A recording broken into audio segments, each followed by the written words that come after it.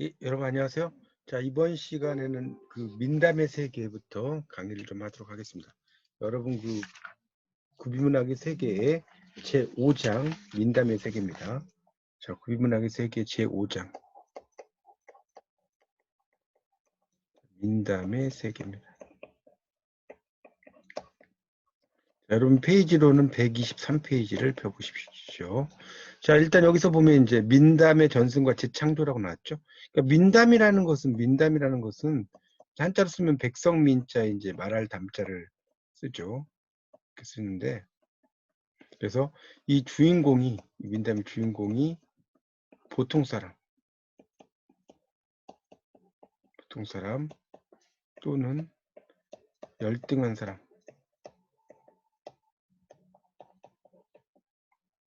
이야기다라고 일단 이해하시면 좋을 것 같고요. 그래서 이제 그 우연한 계기나 행운에 의하여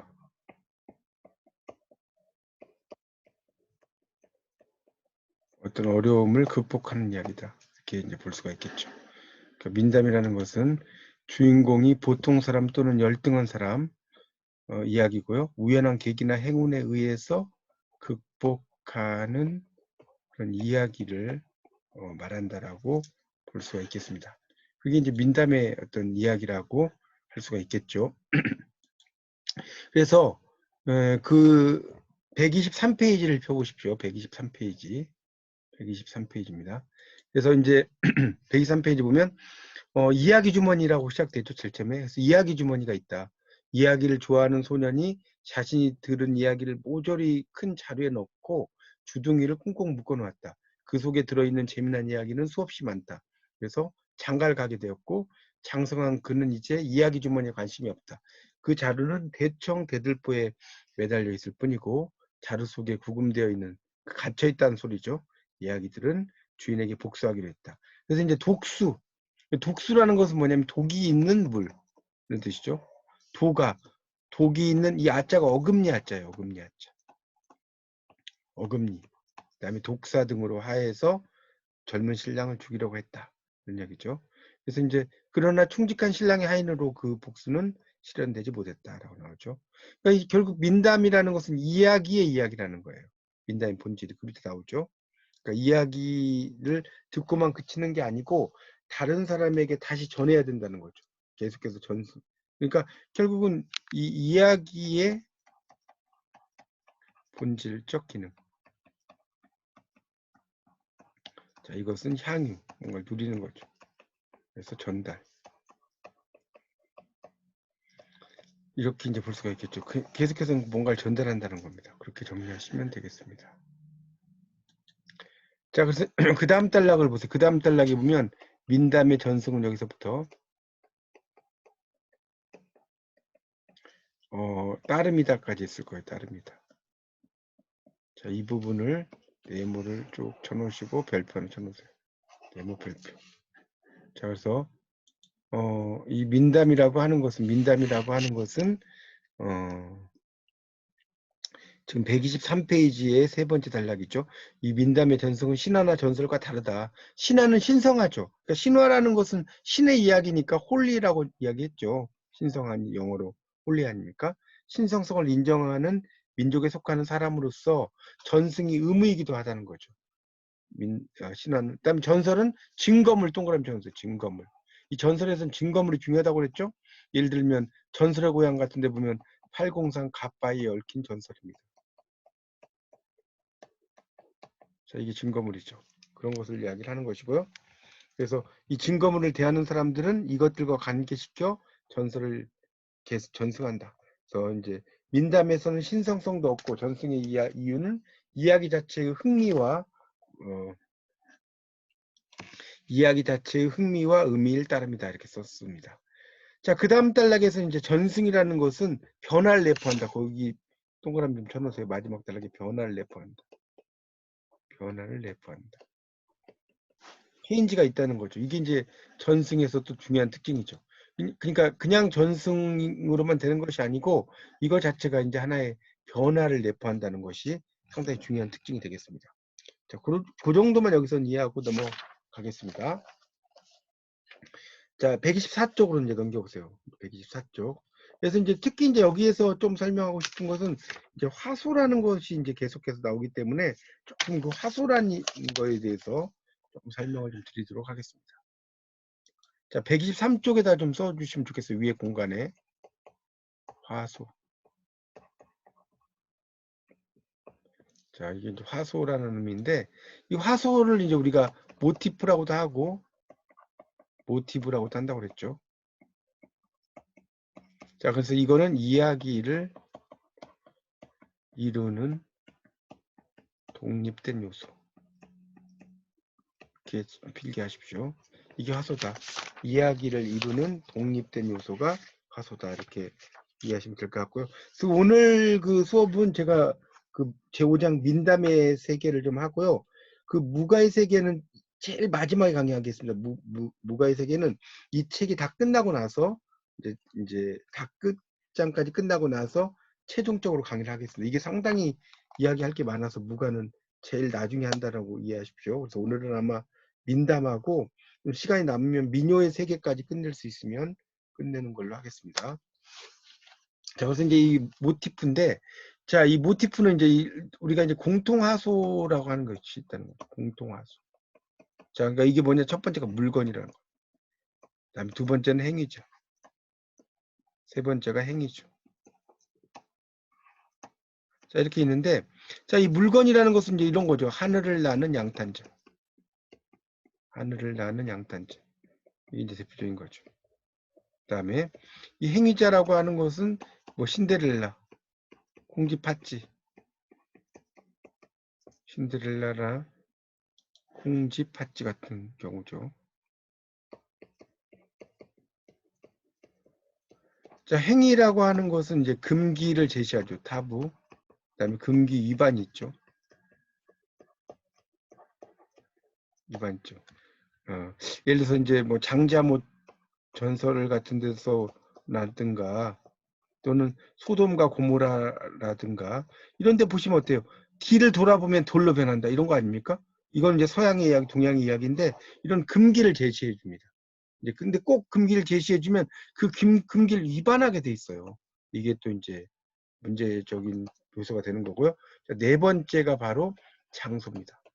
이 장소는 뭐 예를 들어서 용궁이라든가 예를 들자면 이런 거 또는 이제 야레자소라 기억나시죠? 야레자소라 이 야레자소라의 격리된 장소. 자, 이런 식으로. 그래서 이 공통화소는 네 가지가 있다. 물건과 행위자와 행위와 장소가 있다. 이거 아주 중요한 것이니까 좀 필기를 좀 거기다가 책에다 좀 해주시면 좋겠습니다. 거기 124쪽에 그 위쪽이나 아래쪽에 여백이 있죠? 그 여백에다가 좀 필기를 해 주십시오. 자, 그렇게 좀 알아두시면 좋겠습니다. 그 여러분 교재에서 이제 그 124쪽에 나오는 것은 이제 그 뭐 다른 건 보실 거 없고요. 거기 마지막 단락만 좀 볼게요. 124쪽은. 그러나 소극적인 화자나 일반 청중도 민담의 전승과 재창조를 위해서 무시할 수 없는 중요한 구실을 한다. 들어주는 사람이 있어야 전승도 재창조도 될 수 있기 때문이다. 이야기는 결코 혼자 하며 즐길 수 없는 것이다. 아무리 유능한 화자라고 하더라도 청중을 잃으면 힘을 발휘하지 못하고 개인적인 기억 속에만 보존된 이야기는 불안정해지고 쇠퇴하지 않을 수 없게 된다. 나왔죠. 그러니까 개인적으로만 가지고 있으면 안 된다는 거죠. 자, 125쪽. 자, 거기 보면 2번 유형과 하소라고 나왔죠. 자, 이 하소는 아까 설명드렸죠. 이야기의 바탕입니다. 그래서 유형은 타입이고 하소는 모티프라고 하는 거예요. 모티프. 두 번째 줄 나오죠. 또는 모티브. 이게 그냥 일반적인 말로는 뭐다? 동기라고 해석이 돼요. 근데 문학에서는 뭐라고 한다? 화소라고 한다. 자, 그래서 화소는 그 두 번째 단락의 첫째 줄부터는 밑줄 치세요. 125쪽에. 화소는 이야기를 이루는 독립적 요소들이며 한 유형에는 하나 이상의 화소가 들어있다. 여기까지. 그래서 이게 무슨 말이냐면 중요한 특징이 있다는 거. 사람은 화소가 될 수가 없죠. 그러나 혹부리 영감은 특이하고 인상적이니 화소가 될 수 있다. 결혼은 화소가 될 수 없으나 사람과 짐승의 결혼은 같은 이유에서 화소가 될 수 있다. 그래서 화소는 물건일 수 있고 밑줄 치세요. 물건일 수도 있고 아까 이야기했죠? 나르는 양탄자 같은 거. 부자방망이. 행위자, 잔인한 계모. 그다음에 행위, 보지 말라고 하는 걸 본다. 아까 이야기했죠? 금기를 제시했는데 금기를 위반한다. 행위가 일어나는 장소가 있다. 자, 그래서 유형은 문명권에 따라 차이가 나는 것이 보통이다. 이렇게 났죠? 유형은 그런 차이가 좀 있다는 거예요. 자, 그 다음에 이제 민담에 대한 이야기가 제일 밑에 있습니다. 거기를 한번 보겠습니다. 어떤 노부부가 아들 낳았는데 뱀이었다. 뱀 아들은 나이가 차니? 넘겨보세요. 김정승의 딸에게 장가를 들고 싶다고 했다. 김정승의 딸에게 의사를 물어보니 첫째 딸과 둘째 딸은 거절했으나 셋째 딸은 아버지의 뜻이면 따르겠다고 했다. 혼이 나던 날 밤 뱀서방은 허물을 벗고 잘생긴 선비가 되었는데 이를 알고 신부의 두 언니는 질투를 했다. 남편은 뱀 허물을 아내에게 주면서 잘 보관할 것이며 만약 없애면 다시 만나지 못할 것이라고 하며 집을 떠났다. 이 비밀을 안 두 언니는 뱀 허물을 훔쳐서 몰래 태웠다. 아내는 남편을 찾아 떠나 바위 속의 세계로 찾아 들어갔다. 남편과 아내는 노래를 주고받다가 만났다. 만나보니 남편에겐 딴 부인이 있었다. 남편은 몇 가지 시험을 해서 무난히 통과하는 사람을 진짜 아내로 삼겠다고 했는데 찾아간 아내만 시험에 통과했다. 이게 이제 뱀서방의 이야기라는 거죠. 그래서 이제 그 밑에 보면 이제 그게 유형의 분류가 있다는 거예요. 그 밑에 보면 완형담, 오디너리 폭테일. 그러니까 일상적인 민담이란 뜻이에요. 마술담, 텔스 오브 매직. 초인적인 또는 마술에 걸린 남편, supernatural or enchanted husband라고 나왔죠. enchanted라는 단어가 이게 마법에 걸린이라는 뜻이 있어요. 그다음 남편 이야기, 잃어버린 남편을 찾아서. 그리고 이제 화소들이 뱀아들, 사람과 뱀의 혼인, 아버지가 뱀과 혼인한다. 셋째가 결혼하고 언니들을 시기한다. 뱀 어물을 벗었다. 보존하지 못했다. 언니들이 비밀을 알았다. 뱀 어물을 잃어 남편을 잃었다. 남편을 찾아가고 바위 속에 새겨서 들어갔다. 다음 넘겨보세요. 잃은 아내와 만나다. 남편에겐 딴 아내가 있었다. 시험에서 이기면 진짜 아내로 삼겠다. 이렇게 나오고 있습니다. 그래서 128쪽을 보시면 위에 예에서 볼 수 있듯이 화서의 분석은 매우 미세한 작업이고요. 번거롭기 이를 데가 없다. 이러한 분석도 민담의 어떤 국제적인 이동을 밝히는 데는 도움이 될 수 있어도 민담을 유기적으로, 자, 유기적이라는 것은 긴밀하게 연결된이라는 뜻이에요.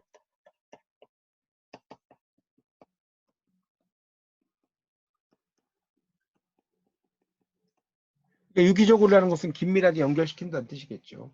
다루는 데는 장애가 된다고 할 수 있다. 나오고 있습니다. 자, 민담의 분류는 이제 동물담부터 이제 민담의 그 분류들이 쭉 나옵니다.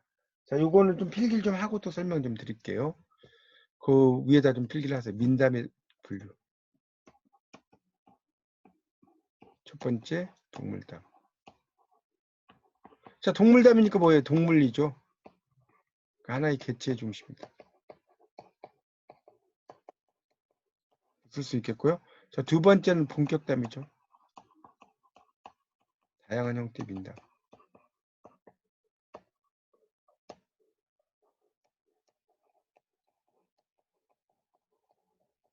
세 번째, 소화죠. 소화는 뭐냐면 웃고 즐기는 이야기.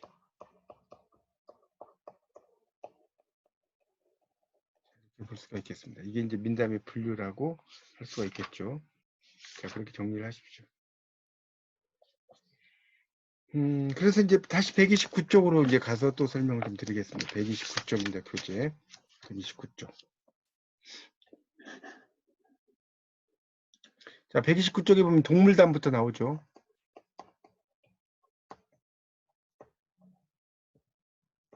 자, 동물담이니까 동물의 이야기겠죠. 그래서 이것은 다시 동물 유래담, 본격 동물담, 동물 우화로 세분할 수 있다. 동물 유래담은 유물의 생김새, 동물의 습성 등을 설명을 해주고 있다. 그래서 이제 거기 는 견묘 쟁주라고 있을 거예요. 넷째 줄에. 개 견자의 고양이 묘자거든요. 다툴쟁자의 구슬주자죠. 개와 고양이가 구슬을 다툰다. 개와 고양이가 구슬을 다툰다. 자, 이렇게 이제 볼 수가 있겠죠. 견묘 쟁주입니다. 그래서 다시 이제 전체의 구성이 왜 그런가에 대한 설명을 위해서 이제 이야기를 하고 있다는 거예요. 자, 그 다음 단락에 이제 동물 본격 동물담은 동물에게 인간의 속성을 부여한다는 거예요. 의인화. 사람이 아닌 것을 사람처럼 표현하는 거죠. 그래서 꾀쟁이 토끼, 미련한 곰, 교활한 여우 여러 가지가 있죠. 그 다음에 이제 밑줄 세 동물이 동물의 환경에서 행동한다는 특징을 가졌다면 본격 동물담은 인간 세계에서 행동한다. 이렇게 나왔죠. 이해하시면 되겠습니다. 자, 본격담 130쪽. 이거는 이제 배경이라든가 등장인물, 초자연적인 유무에 의해서 현실담과 공상담으로 분류가 된다. 자, 전자 현실담은 현실적 인물이 등장을 하는 거죠. 그래서 이제 지혜와 용기로 사건을 처리하고 후자니까 뭐겠어요? 공상담이죠. 초현실계의 초자연적인 인물이 등장해서 초자연력을 사용해서 난관을 극복하는 이야기다라고 이해하시면 되겠습니다. 자, 소화는 웃기는 이야기라는 뜻이 한자로 쓰면 130페이지에 나오는 거예요. 3번. 웃을 소자에 말을 하자죠. 이걸 이야기하는 겁니다. 그래서 이제 과장담, 모방담, 치유담이라는 것은 이제 어리석음을 치료하는 이야기라는 뜻이에요. 사기를 친다는 거죠. 경쟁담이 있다. 그래서 과장담은 엉터리 이야기, 현실에는 있을 법하지 않은 이야기, 방귀를 뀌어 뒷동산에 밤을 딴 며느리, 밤껍질과 함께 쓸려나간 꼬마 신랑, 기름 강아지로 수백 마리 호랑이를 잡은 게으름뱅이, 죽을 틈이 없어 1년 동안이나 호랑이 꼬리를 잡고 있었다는 스님. 이런 사람이 있다. 자, 모방담은 그 다음 단락 정직자의 성공을 흉내내다가 실패하고 마는 부정직자의 이야기다는 것이 나오고 있고요. 치유담은 바보들의 이야기죠. 그 다음에 사기담은 서로 속이는 이야기가 되겠죠. 자, 민담의 형식입니다. 131쪽을 보시면 민담의 형식이라고 나오고 있죠. 그래서 이제 민담의 형식은 그 위에 있는 두 단락은 넘어가고요. 131쪽. 세 번째 단락 보세요. 서두와 결말의 형식 빗줄. 서두와 결말. 그래서 이야기를 시작할 때와 마칠 때에 사용되는 일정한 표현. 시작할 때는 옛날 옛적에라고 해요. 옛날 옛적에. 영어로 뭐라고 그래요? Once upon a time. 옛날 옛적이죠. 갓날 갓적에. 호랑이 담배 피던 시절에 이런 식으로 쓴다는 거죠. 그런 의미로 쓰이고 그 다음에 밑에 1번. 일상적인 말과 구별되는 작품 세계의 독자적인 소우주를 확립할 수 있다. 소우주. 자, 뭐라고 할까요? 소우주, 마이크로코즈.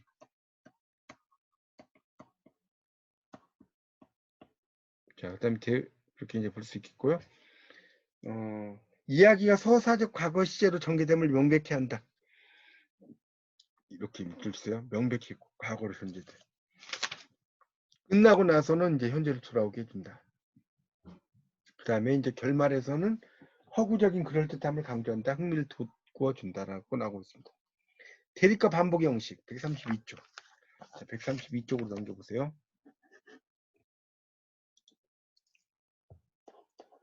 자, 이 대립과 반복의 형식이라는 건 말 그대로 이제 대립과 반복을 하는 거죠. 그러니까 결국은 이 대립과 반복의 형식이라고 하는 것은 뭐겠습니까? 인물이나 상황을 창조할 때 사용이 되는 거죠. 그래서 선과 악의 대립. 이 선악이 가장 중요해요. 우리 반지의 제왕 같은 데도 보면 영화. 자, 여기도 이제 선악의 대립 아니겠습니까? 그런 거. 흥부와 놀부도 마찬가지죠. 인물의 성격은 약하거나 선하며 중간이 없다. 그런 게 이제 나오죠. 그래서 처음에는 착한 것이 궁지에 몰리다가 마침내 승리를 거두고요. 선은 평민으로 악은 양반으로 되어 있는 그 경우도 있으니 우렁색시, 나중 미부죠. 이야기가 대표적이다. 양반인 현감이 미녀를 겁탈하자 미녀는 자살하여 청조. 청조라는 건 이제 푸른 새인데요. 이상향으로 가는 도구입니다. 여기 청조는 이상향으로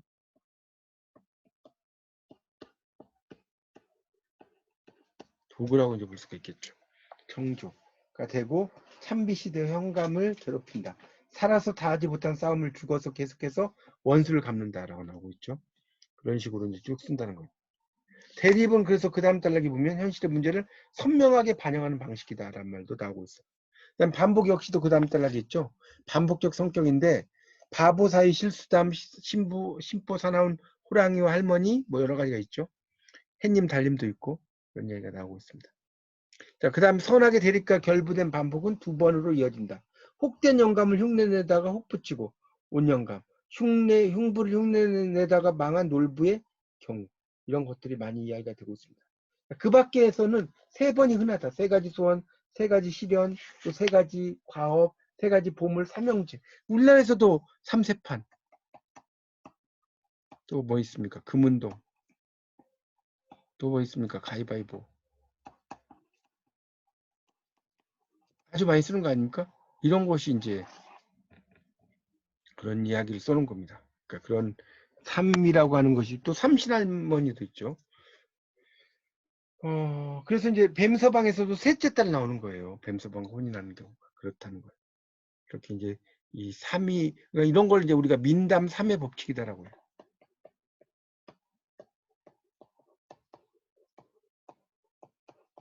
민담 삼의 법칙이라고 합니다. 그런 것을 이야기를 하고 있습니다.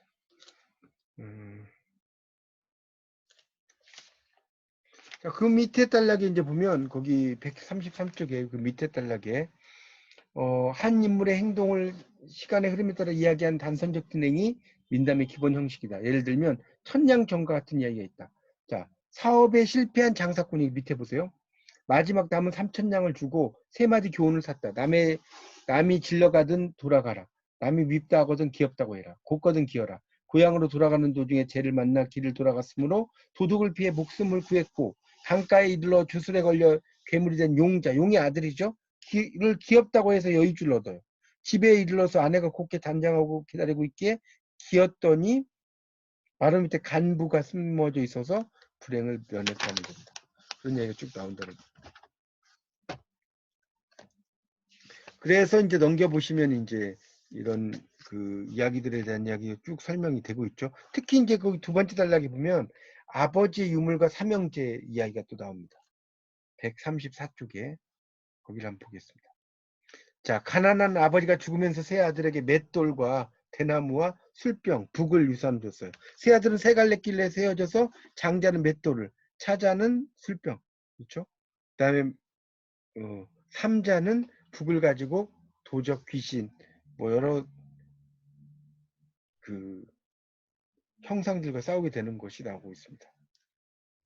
자, 그다음 이제 누적적 형식과 연쇄적 형식이 좀 여러분이 헷갈릴 수 있는데, 자, 보세요. 134쪽. 자, 이건 좀 이렇게 표시를 해주세요. 누적적 형식. 누적적. 자, 그 다음에 이제 또 하나는 뭡니까? 연쇄적 형식.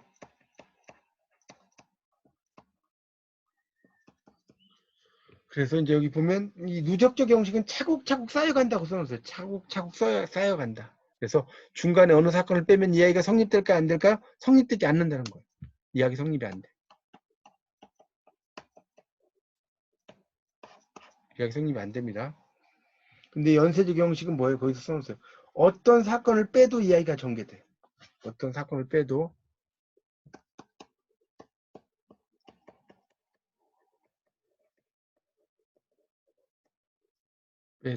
이야기가 전개된다는 거예요.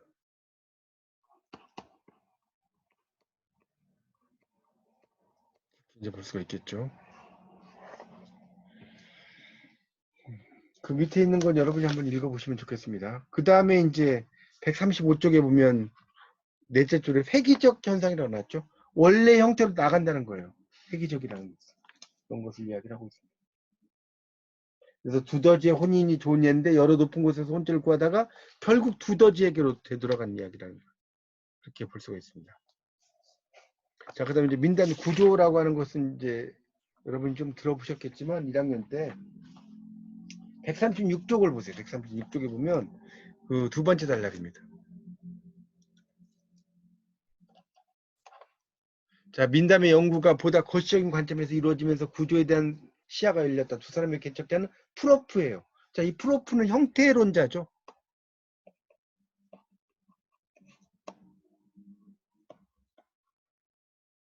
그렇게 이제 볼 수 있죠. 그 형태, 그러니까 이 프로프라고 하는 사람이 형태론자다. 이렇게 이제 볼 수가 있겠습니다. 자, 그래서 이제 그 밑에 걸 볼게요. 마지막 단락 136쪽에. 여기선 순차적 구조를 분석하는 방법을 참고로 해서 한국 민담 구조의 그 1단을 한번 보도록 하자 이렇게 나오죠. 그래서 어느 가난한 고난한 나무꾼이 나무하러 갔어요. 자, 거기다 써보세요. 1번부터 저 오른쪽 6번까지 있죠. 여기 이 부분에다가 자, 삶의 실현과 고난 이걸 이야기하고 있습니다.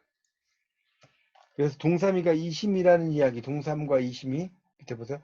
1번 어느 가난한 나무꾼이 한겨울에 나무하러 갔다. 2번 많은 동삼을 발견했다. 3번 가파른 벼랑에 있어서 동삼을 캘 수가 없었다. 4번 이웃사람이 도와주어서 같이 캐게 되었다. 5번 이웃사람의 아기로 벼랑이 올라갈 수 없게 되고 이심이를 만났다. 6번 이심의 도움으로 구출되어 복수를 하고 부자가 되었다.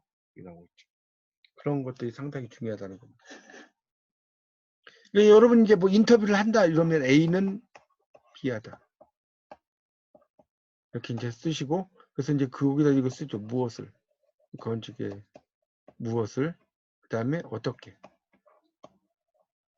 그 다음에 이 앞에니까 이건 누구와 함께죠.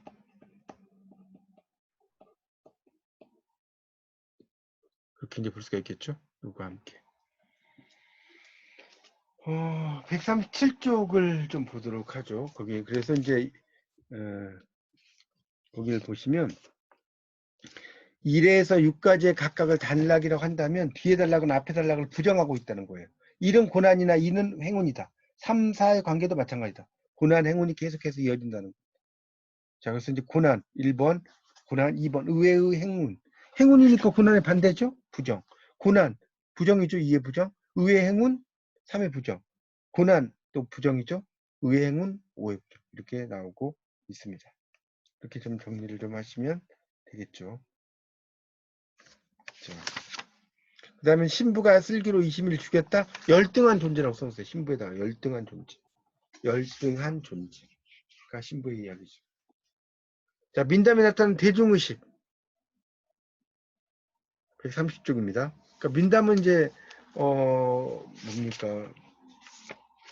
서서 있거나 이런 게 별로 없죠. 민담 여러분 뭐 보셔서 아시겠지만 민담은 이제 그렇습니다. 그래서 이제 그 이야기들이 쭉 나오는데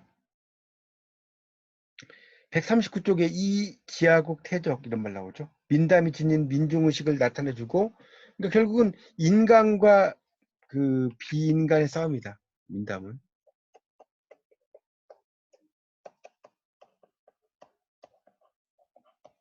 인간과 비인간의 싸움.